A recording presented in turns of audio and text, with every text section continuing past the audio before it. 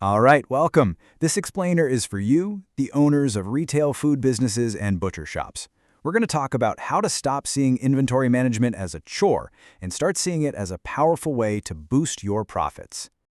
So let's just start with a really direct question. Be honest for a second.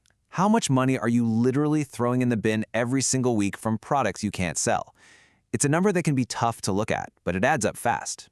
So let's start by giving this problem a name.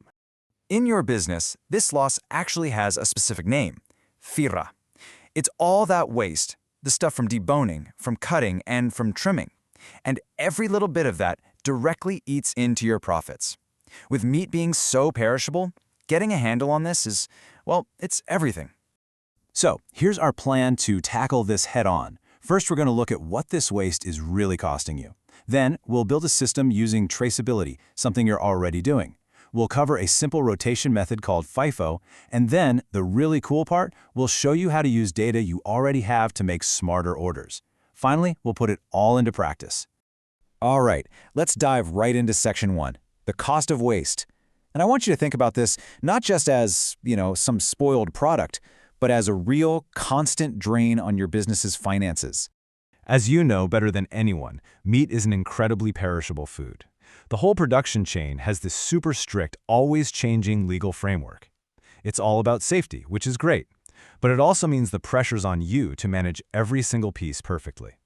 So if you're not on top of your inventory, it's more than just a headache. It's actual money walking out the door. Every single piece of meat that goes bad, that's profit, gone. So the big question is, how do we finally get this under control? And that's the perfect lead-in to Section 2, traceability. Believe it or not, the solution starts with a process you're already legally required to be doing. You see these official guides and regulations, right? Well, they're not just a bunch of hygiene checklists to tick off. They actually give you the blueprint for running a smarter business, and that includes the very inventory system we're about to build. Look, the law is clear. Every single business involved in producing or selling meat has to have a solid system for identifying and recording everything. This isn't a nice-to-have, it's the law. But here's the cool part. We can turn this chore into a huge advantage for your business. At its heart, the system is incredibly simple. This table shows it all. It's basically just a logbook of what comes in and what goes out. On the left, you're recording arrivals, the quantity, the date, who the supplier was. On the right, you're tracking sales, the quantity, the date, the receipt info. This simple log, this is the foundation for everything else we're going to talk about. Okay, so once you have that tracking system down, we can move on to Section 3, the FIFO method. This is where we apply a super simple but incredibly powerful technique for managing your stock rotation. FIFO is, well, it's exactly what it sounds like. First in, first out. It's a simple rule. Whatever product comes into your shop first gets sold first.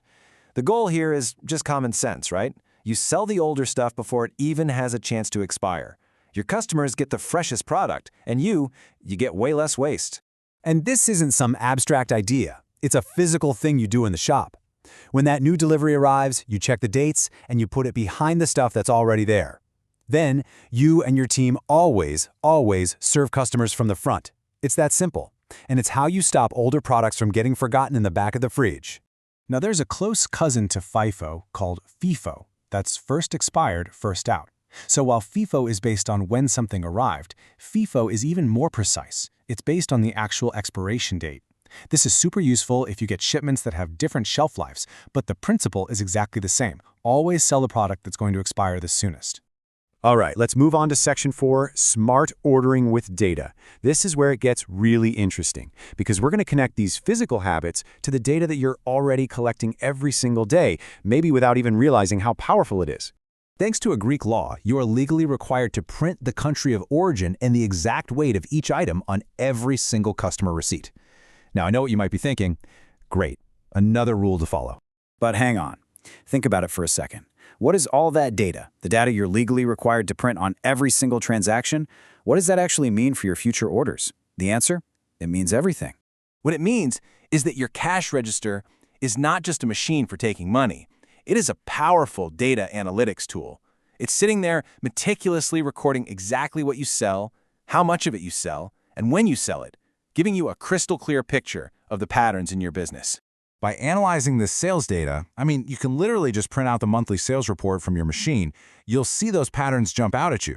You'll know exactly how many kilos of pork chops you sold last month or how popular chicken was. This allows you to make incredibly accurate forecasts for your next order, so you're not just guessing and ending up with too much stock and waste. So now, it's time to put all of these pieces together. This brings us to our final section, Section 5, From Theory to Practice, where we lay out some simple, actionable steps. And look, this is not about some massive, complicated overhaul of your business. This is a short list of things you can literally start doing tomorrow to see a real difference in your waste and in your profits. First, just pick one shelf in your refrigerator or display case and organize it using the FIFO method. Second, get really diligent with your arrival and sales logbook. Third, before you place your next big order, pull last month's sales report from your cash register and actually review it.